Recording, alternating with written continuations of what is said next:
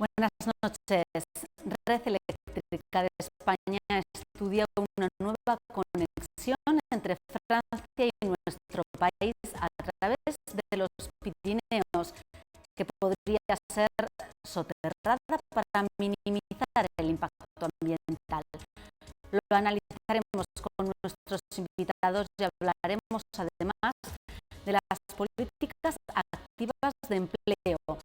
Aragón recibirá este año casi 40 millones de euros para este fin, un 22% más que en 2014, gracias a un nuevo sistema de distribución de estos fondos. Para hablar de estas cuestiones, nos acompañan esta noche en esta mesa de redacción Isabel Lecina, directora de Fundación Basilio Paraíso. Buenas noches. Hola, muy buenas noches, María. Luis Clarimón, de Comisiones Obreras. Luis, buenas noches. Hola, buenas noches. Y Carlos Sauras, presidente, director de Caritas Aragón. Buenas noches, Carlos. Buenas noches. Vamos a comenzar hablando de esta conexión eléctrica entre Francia y España. Red Eléctrica de España quiere iniciar o poner en marcha esa conexión entre nuestro país a través de los Pirineos, y para ello ha puesto sobre la mesa la posibilidad de hacerlo de manera soterrada para minimizar el impacto ambiental. ¿Qué os parece esta posibilidad, esta conexión y esta posibilidad de hacerla soterrada? Luis, empezamos por ti. Bueno, pues yo creo que el proyecto todavía está en una fase muy inicial, ¿no? Y lo que no entendemos muy bien es por qué se habla de conexión con Europa a través de redes y de aumentar esa conexión cuando todavía no hay una política común energética, ¿no?, con la Unión Europea. Es decir, no se sabe muy bien hacia dónde y cómo va a ir esa electricidad, de dónde a dónde va a generar más emisiones de efecto invernadero en España o en el resto de Europa. Van a vendernos aquí toda la energía de origen nuclear. ¿Qué va a pasar con el caos que tenemos en este momento en el sistema eléctrico español, ¿no? Es un momento de bastante incertidumbre y bueno, pues es un poco complicado saber, digamos, para qué objetivos van estas redes de interconexión. Por otra parte, dice Red Eléctrica que para facilitar la instalación, pues que han cambiado sus parámetros, su manera de hacer las cosas con respecto a propuestas anteriores que fueron muy conflictivas y que van a ejercitar la responsabilidad corporativa, pues digamos, subvencionando actuaciones en los municipios para que estén más contentos de que les pasen por allí estas redes, ¿no?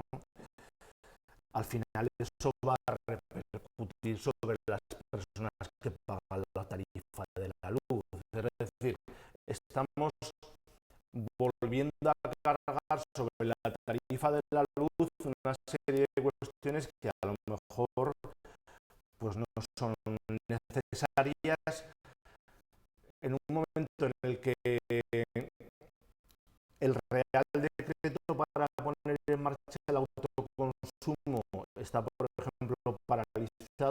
cajones del ministerio, y eso podría volver a lanzar un poco a toda la industria de las renovables, etcétera, y también generar pues muchos empleos en España. Y entonces en todo ese marco no entendemos qué pasa con esto de las interconexiones eléctricas, que sí que se ha visto, que se ha hablado en las cumbres europeas, pero que está, digamos, fuera de una política energética común, ¿no? Que no existe hoy por hoy.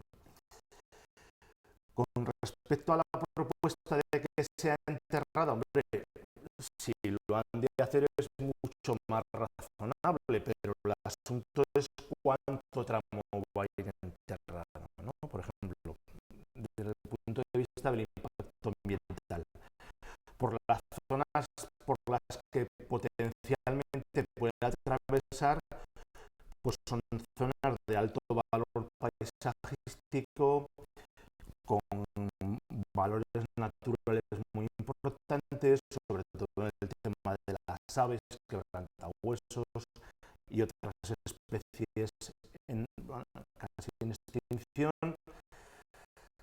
Y no olvidemos pues que toda la zona del Pirineo y Prepirineo lo que vende es paisaje, ¿no? Lo que para lo que intenta fomentar ese tipo de turismo, el paisaje es un recurso económico de primer orden, y esto pues influye, este tipo de instalaciones influyen en deteriorar ese paisaje y esos valores naturales.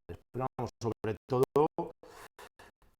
antes de ponernos a hacer infraestructuras, deberíamos tener claro para qué, con qué y con qué objetivos, ¿no? ¿Te parece, Isabel? ¿Falta a lo mejor información sobre esta conexión? Creo que Luis ha dicho todo, ¿no? Ha hablado de la parte estratégica.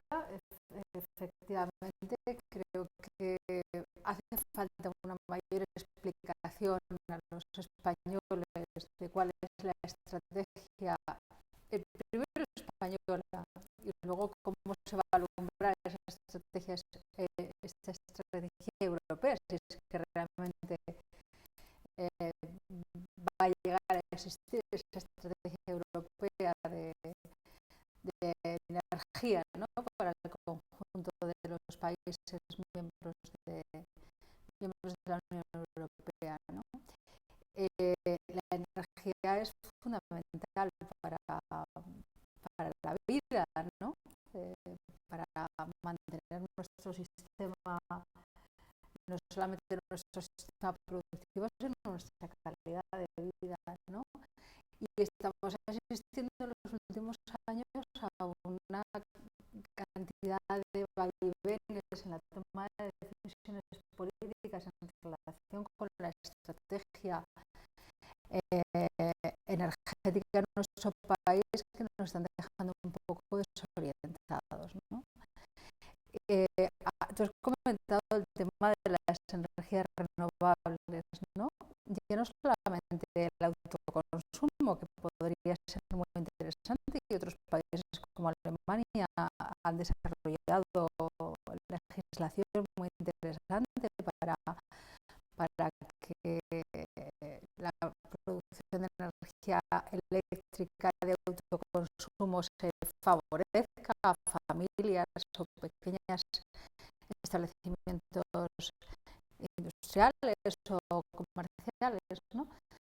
Ya no solamente es que aquí no se haya desarrollado esta parte, es que toda la política de renovables que existía con esas grandes inversiones y esos decretos que el gobierno anterior realizó para favorecer las energías renovables en el sector fotovoltaico, por ejemplo, ¿no?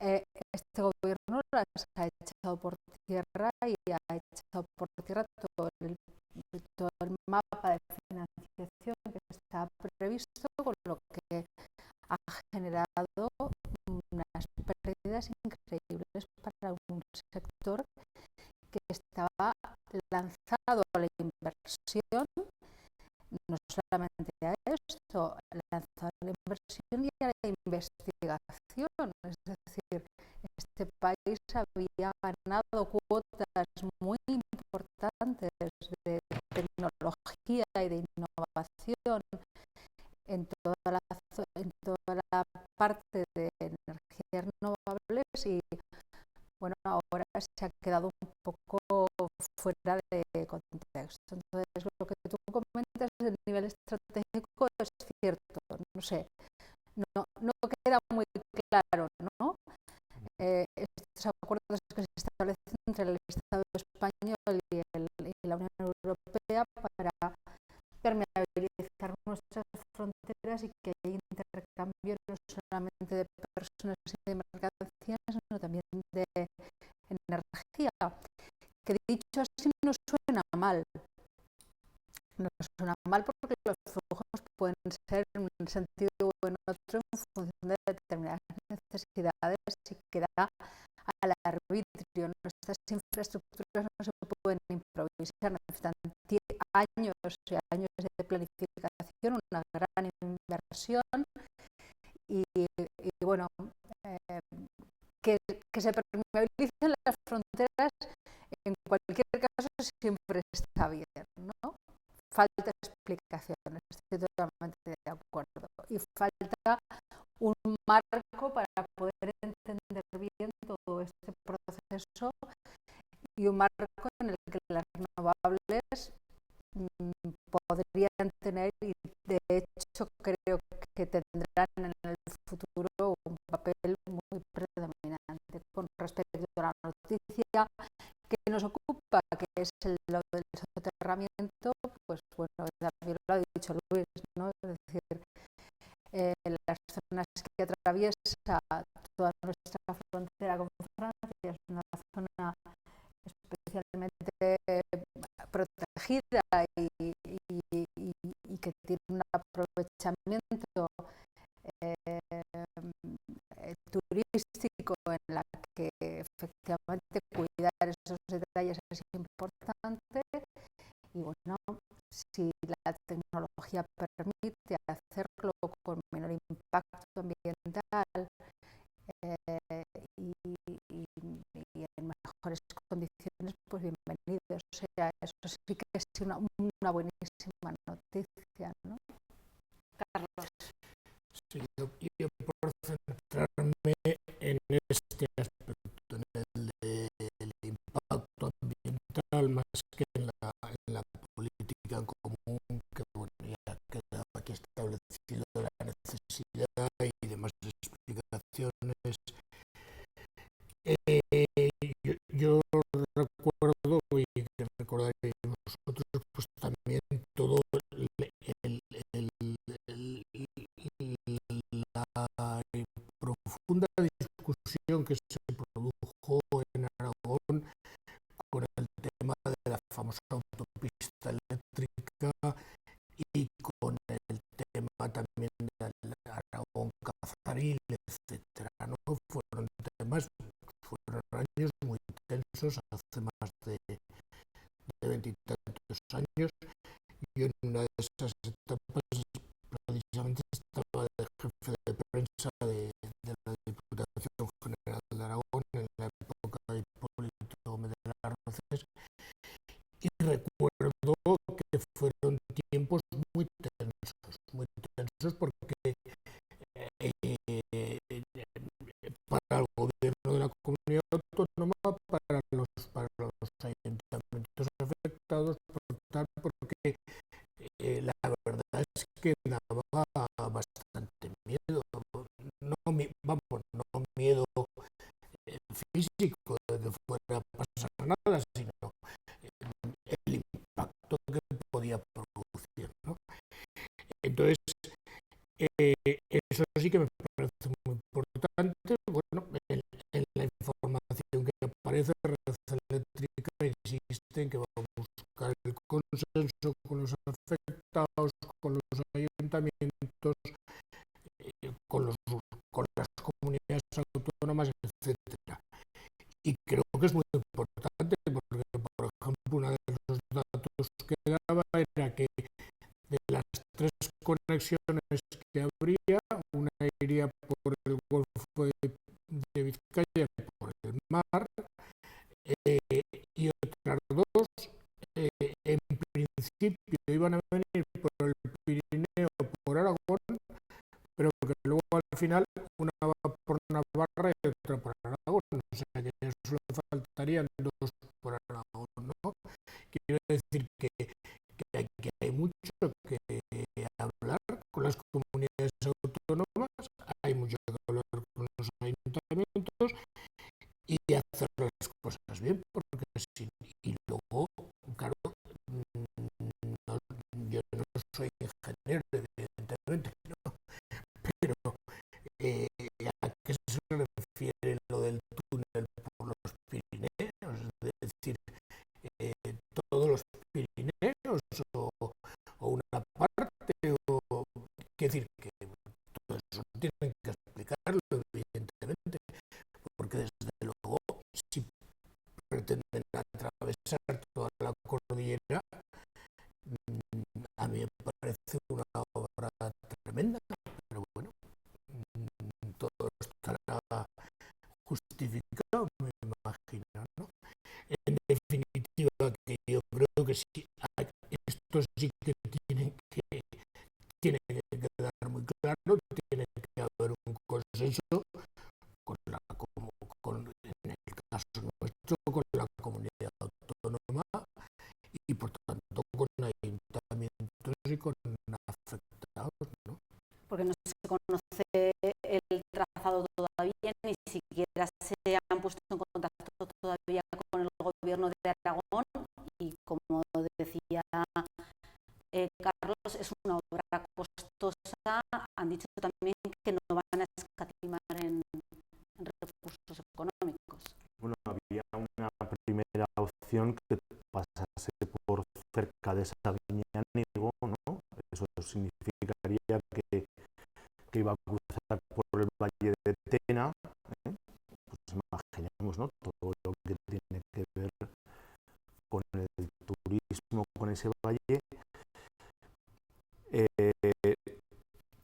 He dicho eso también, ¿no? Que Red Eléctrica plantea un nuevo modelo de responsabilidad social corporativa en el que, digamos, que para que los ayuntamientos por los que va a atravesar pues, lo acepten de buen grado, haría inversiones. Pero, como digo, al final ese tipo de inversiones las paga alguien, las paga el que consume electricidad. Estamos hablando de que la electricidad está muy cara. Es decir, vamos a cargarle más conceptos al precio de la electricidad en este país, que ya está muy alto, ¿no? Y además subyace debajo de todo esto un tipo de problema de modelo.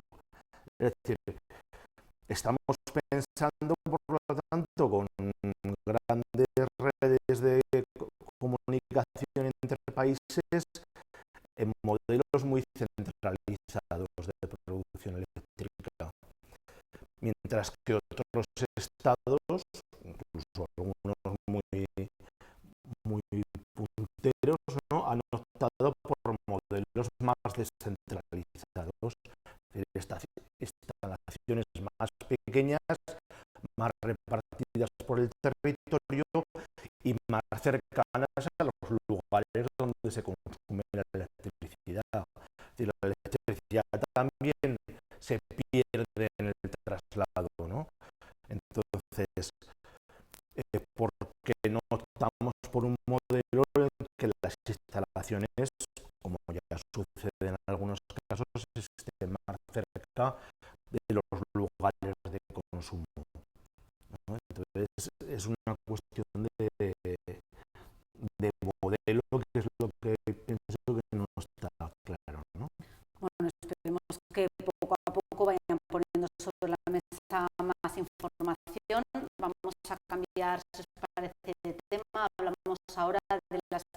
políticas activas de empleo. El Ministerio de Empleo va a proporcionar a Aragón 40 millones más para este fin, para políticas activas de empleo.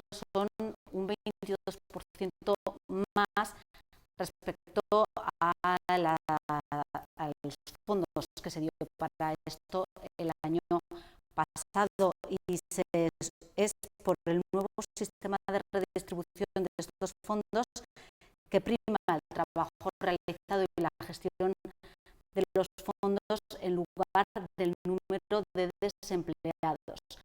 ¿Qué os parece, Isabel, esta noticia? En principio es una buena noticia para la comunidad y para esas políticas activas, ¿no?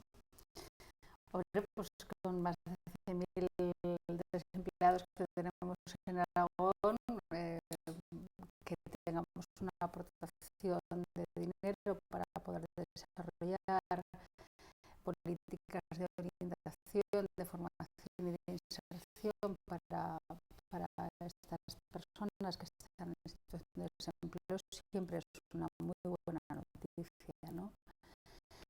Hombre, parece que efectivamente el gobierno está primando criterios de eficacia y de efectividad en el reparto de los fondos, ¿no? Y que no solamente reparte el dinero de las comunidades autónomas en función del número de desempleados, el porcentaje de desempleados que tienen, sino que lo hace en función del grado de efectividad que tiene cada servicio público de empleo autonómico en conseguir objetivos de inserción, ¿no? Y allí Zaragoza o Aragón, en este caso, sale beneficiada porque ha tenido mejores ratios que otras comunidades, ¿no? Bueno, lo importante, la cantidad bruta es importante, pero cómo se gestione este dinero y cómo se permeabilice y cómo genere mayor empleabilidad para todas las personas que están en situación de desempleo o que están empleadas y que necesitan mejorar su cualificación, es lo más importante de todo este proyecto, sin duda. Lo importante es que ese dinero sirva, como dice Isabel, para crear empleo y generar empleo. Hombre, es evidente que en el tema de creación de empleo se está insistiendo cada vez más en que la gente formada es la que saldrá adelante en los diversos niveles de capacitación. Entonces, pues parece muy importante.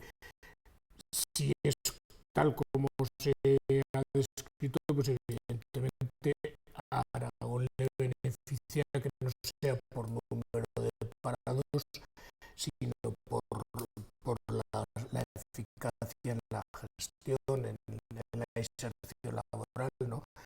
Porque evidentemente es un elemento que favorece, ¿no? Por número de parados, evidentemente hay muchísimas comunidades autónomas que nos superan, como es lógico, pero en cuanto a la eficacia de la gestión, pues parece que haya habido más cumplimiento. Y luego, bueno, pues lo que sí es importante es que esos cursos de formación,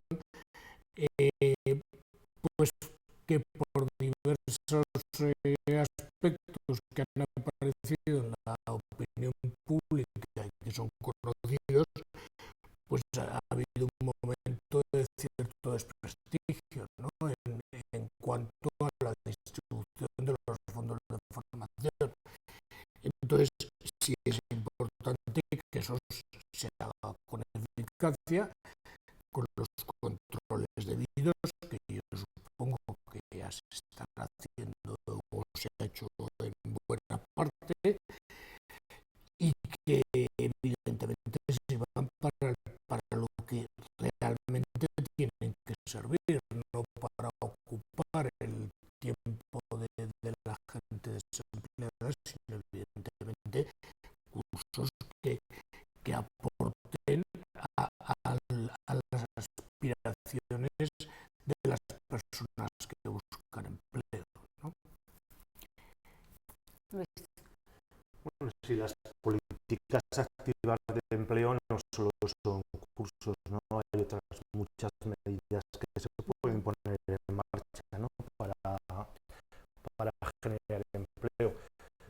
Pero dentro de esta alegría que nos invade, porque dentro de un mes o mes y medio hay elecciones, pues lo que podemos decir es que el gobierno de Aragón va a recibir 39,5 millones, pero en 2011 recibió 74, ¿no?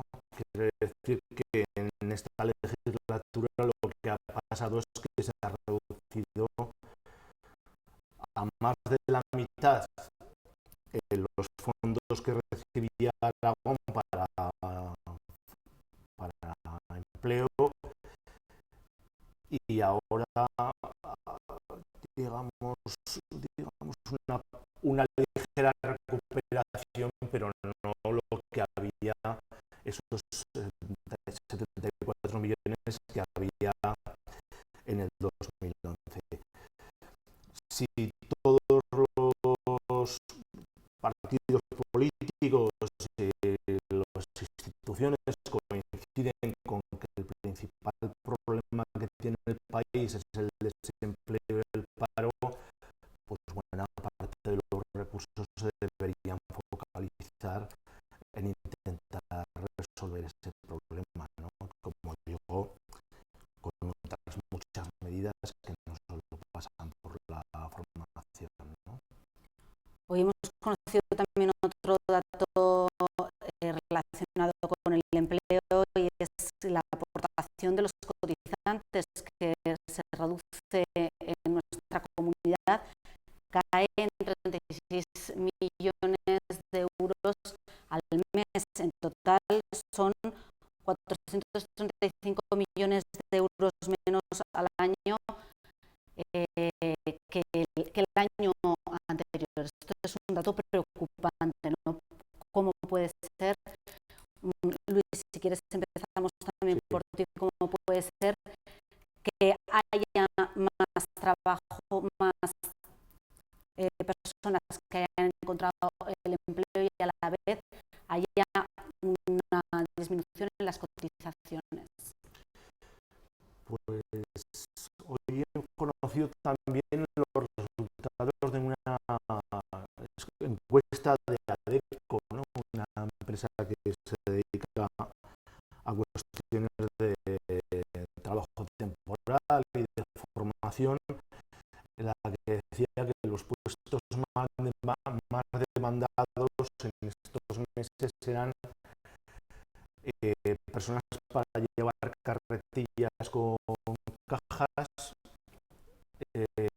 personas para atender restaurantes, pero solo en eventos y banquetes, y esos eran los puestos más demandados de empleo en este país, ¿no? En este momento. Salarios muy bajos y empleos temporales de 3 horas al día o de menos, con lo cual efectivamente por la cotización, a pesar de que se diga que el número de contratos sube, la cotización baja, pues porque son empleos cada vez más precarios, ¿no? Menores salarios y más precarios en cuanto a que son temporales o parciales. Con eso es difícil que la gente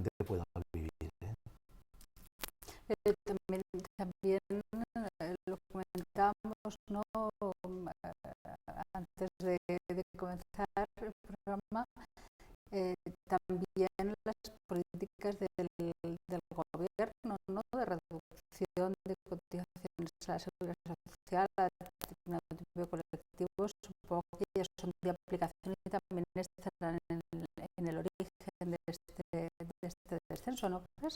Bueno, ¿Es posible o no? es posible, pero yo creo que buena parte es la precarización del trabajo. Efectivamente, porque la cotización de 3 horas es mucho más baja que la de una jornada completa o la de un contrato temporal es mucho más baja que la de un contrato indefinido, ¿no? de 8 horas, ¿no? Carlos. Sí, no, uniendo con lo que estabais diciendo, el tema de los sueldos muy bajos y el trabajo muy precario, pues es un problema gravísimo. Desde hace tiempo ya se habla de lo que se llaman los trabajadores pobres, en el sentido de que hay un volumen de gente importante que no llega ni a cubrir sus necesidades con el trabajo. Es decir, que el trabajo en algunas capas no garantiza un nivel mínimo de dignidad, de vida. Entonces es un problema grave.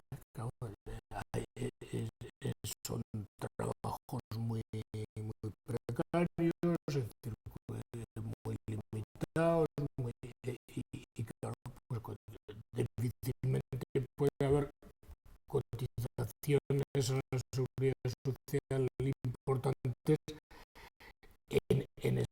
por lo menos en ese nivel de personas, ¿no?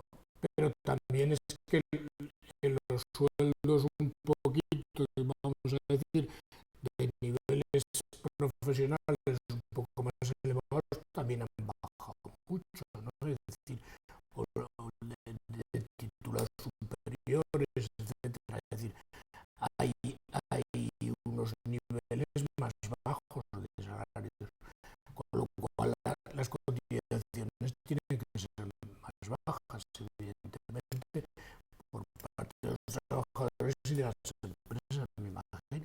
Vosotros en Cáritas lo notáis, esa afluencia a lo mejor de personas que están trabajando pero que aún así son pobres. Bueno, vamos a ver, el problema es que aparte de los que trabajan hay gente que todavía está más abajo todavía. Quiero decir que es que hay un volumen muy importante de personas que no tienen ningún ingreso. Es decir, que entonces hablo de trabajadores pobres, pero es que hay un nivel todavía de gente que está sin ningún tipo de ingreso, ¿no?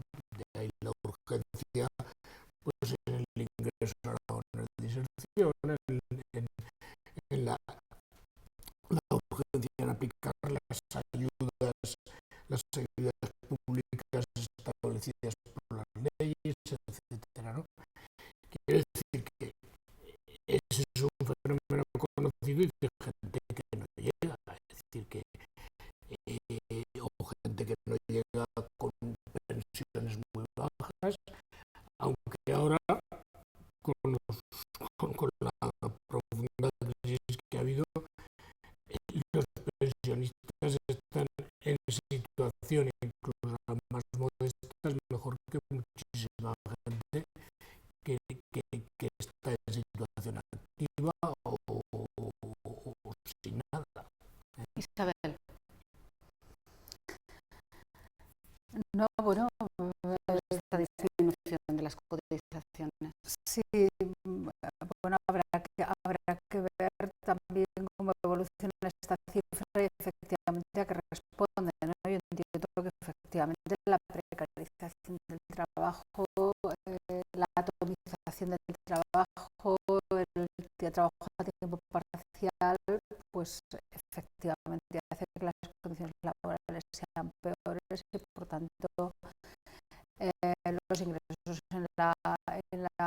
bolsa de la cotización de la seguridad social pues sean menores, ¿no? Hay que ver también qué incidencia tiene efectivamente toda esta política de ayudas y de recortes, ¿no? O sea, de rebajas en las cotizaciones que el gobierno ha establecido como estimular la contratación para ver qué incidencia tienen en el cómputo total, ¿no? Es una mala noticia, porque si tenemos mayor recuperación pero menor ingreso,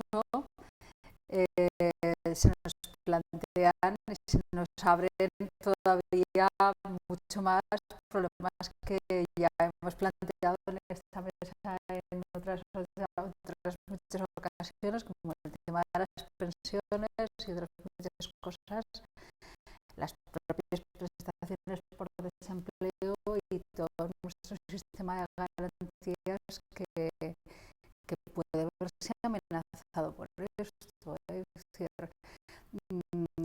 ojo, porque esto es un tema que hay que monitorizar, es muy importante, ¿no? La crisis es profunda, ha sido profunda, sigue siendo profunda. Estamos en un escenario macroeconómico un poco mejor, pero este tipo de cosas hay que monitorizarlas, porque tienen y pueden tener en el medio plazo una repercusión importantísima para el conjunto. Otro tema importante que preocupa ahora a las familias, a miles de familias en Aragón, es el proceso de escolarización que ha comenzado ya. Hoy ha sido el segundo día para entregar esas solicitudes en los centros escolares y se ha detectado que ya existen no problemas, pero indicios de que habrá exceso de solicitudes en algunos de ellos, sobre todo en los del sur de Zaragoza. Algunos ya han detectado, han acumulado la mitad de las solicitudes de qué plazas tienen ofertadas, ¿no? Ya están cubiertas esa mitad de plazas ofertadas. Volvemos a un tema recurrente. Cada año sucede el mismo problema en nuestra comunidad, en nuestra ciudad. ¿Cuál es, ¿hay alguna solución para evitar este problema, Carlos? Bueno, yo creo, lo comentábamos antes, que hubo hace unos años, no sé si era unos 10 años o algo así, yo tengo la impresión que eran tiempos bastante más revueltos a la hora de solicitud de plazas, en el sentido de que había muchos colegios que quedaban muchísima gente fuera. Yo creo que fueron tiempos peores, o la impresión da que ahora el proceso, pues ya al paso de los años, la gente ya adquiriendo más experiencia, y lo que es evidente es que no se soluciona de un año para otro, pero sí se debe planificar con tiempo, es decir, buscar la solución, no decir, bueno, pues ahora necesitamos, bueno, pues bien, se puede en un momento determinado articular una solución muy provisional, pero hay que planificar con tiempo y con los medios que se disponen de la red pública y de la red concertada, ver dónde están las necesidades. Pues si ahora se detecta, que es en la zona sur de Zaragoza, pues evidentemente eso es ya desde hace algún tiempo, pero con más razón a partir de ahora, decir, bueno, planificar las necesidades, no hacer que la gente tenga que desplazarse muchísima distancia, procurar que los chavales puedan estar donde están sus hermanos, en el caso de que los tengan, etcétera, ¿no? Entonces yo creo que el problema es cuando ha habido problemas graves es de planificación, es decir, bueno, pues dónde se detectan las necesidades y qué medidas vamos a tratar de poner, ¿no? Y luego distribuir, evidentemente, con el sistema que tenemos en España y en otros países, pues hay algún sistema parecido, no se podrá cumplir nunca al 100%, ¿no? Eso es evidente que no será fácil, pero sí dar facilidades, pues si a lo mejor en algún centro hay muchas solicitudes y se puede ampliar el número de plazas por alguna razón, pues no hacer todos esos casos que a veces se describen en algún año, pues que un chaval tiene que recorrer no sé cuántos kilómetros, bueno, pues todos esos casos evidentemente tratarlos y ver de buscar una solución para las familias, ¿no? Luis. Sí, claro, yo creo que es un aspecto fundamental, ¿no?, para los niños y niñas y su integración en su entorno, en el barrio,